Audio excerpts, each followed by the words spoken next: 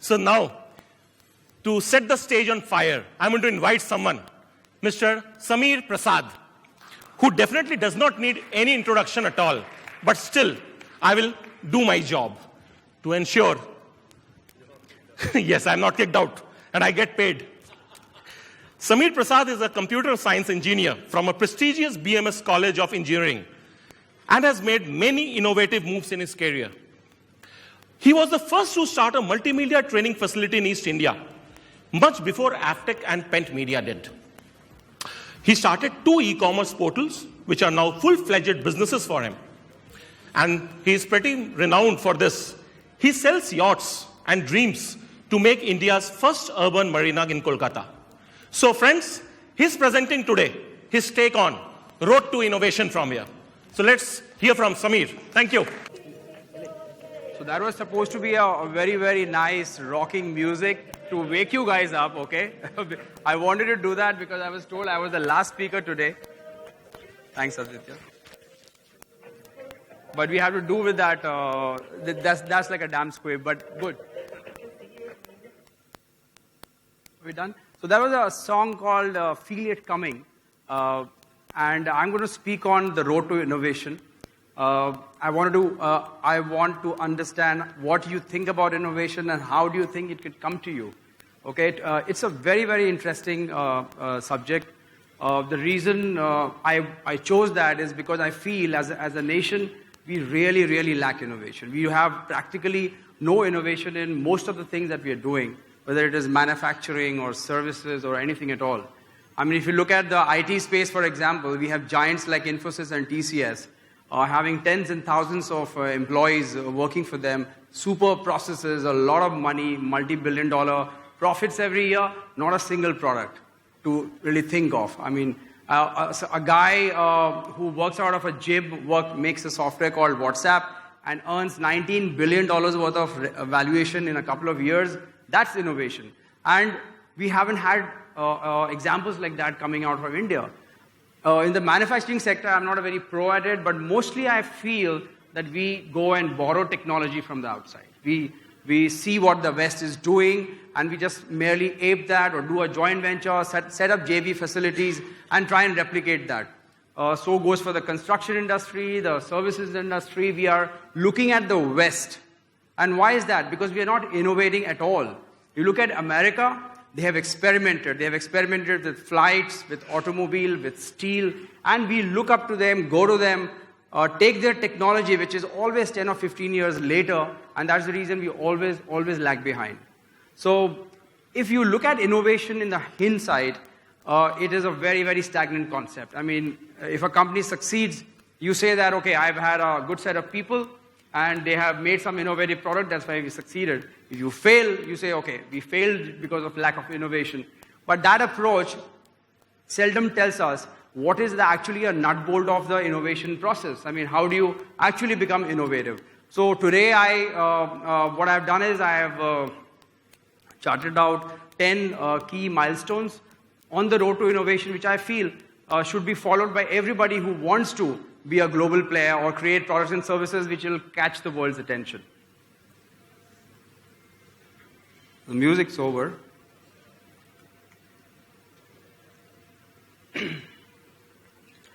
There is one quick way to innovation, and that is if you have marijuana. I mean, it helps you open up, okay? And but you know, this is like a fastest way to innovate. Steve Jobs did it.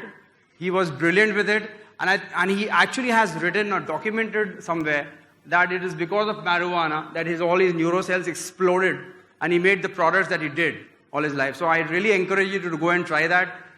In case you are not very kicked about it, we'll go to the next 10 steps. The first one is to really desire to change the world. I mean, you have to start with something very spectacular.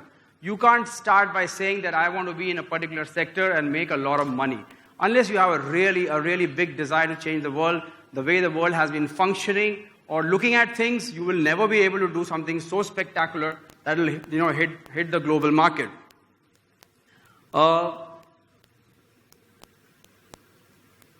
look at some examples, okay? So what did the Mac do? Essentially, Apple, like Skand used that word very often in his presentation, which I like.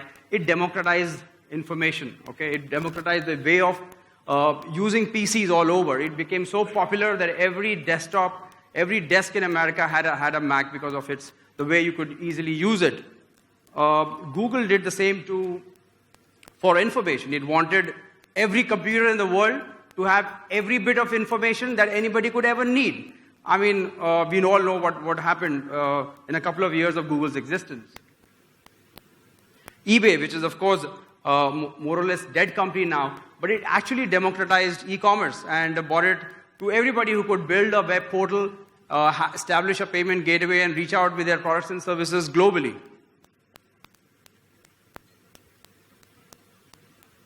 We had this automobile in India, okay, for a very, very, very long time. It was probably the only car that we ever saw, except for maybe Premier Automobiles in Bombay.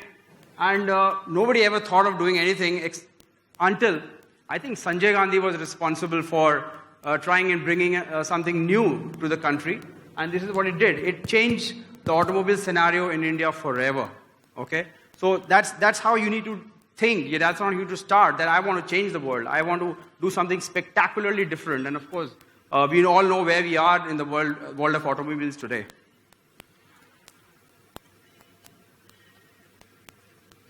Milestone 2, state your vision in very, very simple and clear words. Don't go by complex jargonistic mission statements like I'm going to build the best quality product at the best value and the best price and blah, blah, blah. It doesn't work. You don't know what the hell are you talking about. You have to be very, very simple. That mission statement is so important because everything that you will ever do with that product or service will reflect with that mission statement. I will use some examples for you to show how powerful they can be. Yeah? So, if you look at Nike and with Just Do It, it is all about athletic performance, okay? In a very, very, very simplistic way. In 3 words, it says, that is what I'm going to do. All my products are going to be just that, right? If you look at FedEx, you sleep better, you have a peaceful sleep because your cargo is going to reach on time. Air-Deccan, it is actually, it should be credited as the company which actually helped Indians start flying, the commoners. I mean, they actually stopped using the train and started to fly because of this one company. And look at the mission statement it had. It says, simply fly. So I wanted every person to be able to fly. And that company's core objective actually laid the foundation for it to become what it became. Coca-Cola. So when it says Thanda matlab Coca-Cola is actually so simple, yeah. Matlab Thanda matlab Coca-Cola. But imagine the effect that it has on a consumer and the 9 months of summer that India gets. So the Coke is what it is today because of that. LIC, Zindagi ke saath bhi, Zindagi ke baad bhi. A wonderful, wonderful mission statement. And they are one of the biggest insurance guys ever.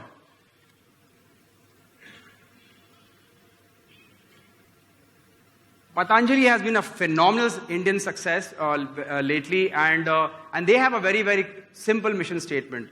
It says, Prakriti ka Ashirwad. We all know what they have been doing with bringing forth everything that is natural. People tend to believe in that. Of course, we have the Hindustan Levers of the world who still work on that premium and the factor.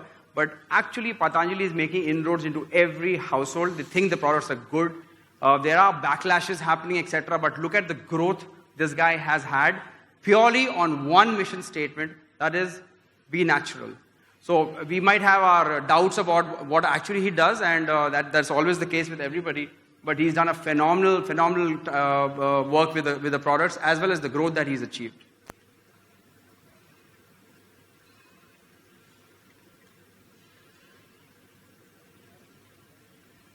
It's not working. Yeah. Point 3, jump curves. So you have to stop doing what everybody else is doing. You have to start looking at the future. You can't create products and for the second or the third or the fourth year. You will never be really very big. You have to understand what are the trends, how are things changing. So giving you an example, like we had cinema talkies, and then post that the televisions walked into our rooms, and then of course the movies are on our phones now. Look at the landscape of how quickly over decades it is changing from screens to TVs to phones. What is going to happen next? I don't know. So but there might be some people who are already talking about wearable computing and a whole lot of things. What is going to succeed? The people who are keeping track of the technology, the people who are actually studying research papers from Palo Alto, are the guys who are going to create products which are going to rule the next decade. And that is what you have to do. You have to jump the next curve to be an innovator. Another example of how the printing landscape has changed. So we had those noisy, screechy line printers in banks that we used to see. From that, we went into the sophisticated, quite efficient laser printers. And of course, now we have the 3D printer, which is going to be the factories of the world. I think everything that will be ever made or manufactured is going to be a 3D printer. That's what they say now. The fourth milestone is dive deep. You have to really dive deep into the product that you're trying to create. You can't scratch the surface and hope to create a miracle product. I'll give you an example in this one, and that is Tesla. Okay, so Tesla is a marketing phenomena. It's a product phenomena. Zero marketing dollars, multi-billion dollars in sales. Why? What have they achieved which the BMWs and the Mercedes of the world have not? Why did Tesla come? Because it dived deep into three aspects of what it wanted, what Elon Musk wanted the car to be. It wanted a very fast car. Okay, so a car which doesn't use fossil fuel but very, very fast. Okay, it had a battery range of around 259 to 335 miles and free unlimited supercharging for the life of the battery of the car. Three unbelievable posts that he had for himself, and he built the car. And we all know what a success it has been. People are queuing up to buy the car. You have to place an order, and they custom build the car for you and deliver it. There's no stocking of the car, etc. So he's really dived deep into the product and has been a phenomenal success. The fifth key milestone is don't be afraid to fail. Okay, so you can't be worried about what will happen to the product, and you can keep on perfecting it. Don't wait for the perfect product. You have to launch imperfect products also. There have been numerous instances where imperfect products have been launched, and they get better with time, and they become really big hits.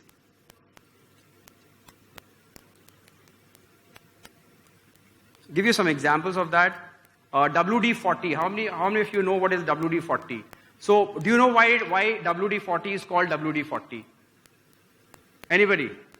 WD-40 is the world's best-selling anti-corrosion solution. Okay, it is used in marine and non-marine products. It is the most immensely popular product ever. 39 times the product failed. They could not come out with a solvent which would do what it wanted to do. The 40th attempt was a success, and that's why the product is called WD-40. Imagine if they had stopped at the 39th attempt. This is like a panacea for machines, in all kinds of machines, and that's the reason it is such a huge success today. Bubble wraps. Okay, so the bubble wraps was created by engineers to be actually some sort of a funky wallpaper, believe me, and never worked. Nobody liked it. Then they tried to do it, they tried to shift it to some other application. Nobody actually accepted it. IBM computers chose the bubble wrap to pack their PCs. Suddenly it became an overnight success. Okay, bubble wrap was an actual abject failure, but it is a huge hit today. Okay, so don't be afraid to fail. Listen to customer feedback. The most important point. Keep your ears focused on your customer. What are they telling about your product? Don't think that you've got it right all the time. Don't think that you made the best product ever. I'll give you an example of the Mac. When the Mac was launched, it had to fight the spreadsheets. What was the application that a PC could do? The spreadsheet was one of the most wonderful applications that the PC could do for personal productivity, right? And Windows already had that. So why was Mac so different? Mac wouldn't have been accepted had it not been for a software called PageMaker. The PageMaker made it a DTP darling. The Windows did not have PageMaker. It was the DTP darling, the tag that it got, that it went into every school, every DTP unit ever. And that's how the Mac became popular. I mean, if it had actually gone on to just fight the spreadsheet, it would never have succeeded. Perhaps we wouldn't have a Mac, the Apple, the company that we have today. Another fine example of customer listening is Google. When they actually launched Google as a search engine, they invited postgraduate students from prestigious colleges, and they wanted them to take a feel of how Google is working. So there are 6 of them, all brilliant PhD students, sitting on the Google screen and waiting for it to download. The customer review executive, she said, why don't you start something? Why don't you just type something? They said, we are waiting for the screen to roll down. So, the Google screen was so simple. It was so simple. There was nothing even below at the bottom of it. So it was so simple that the PhD graduates were actually waiting for something more to happen to the screen. That is the time they realized that they need to add a marker below so that people know the screen is actually downloaded. So it could have been a disaster, but that was a huge customer feedback. They switched it immediately before going live from the beta. Be ready to be loved or hated. All great products polarize people, okay? You can't be placid towards a great product. Look at the Harley Davidson. So people either love it or hate it, okay? So you don't worry about the hate. All you need is more people who love you, right? And love your product. Evolve continuously. Get out more and more versions of it all the time. Create versions after versions after versions of the product.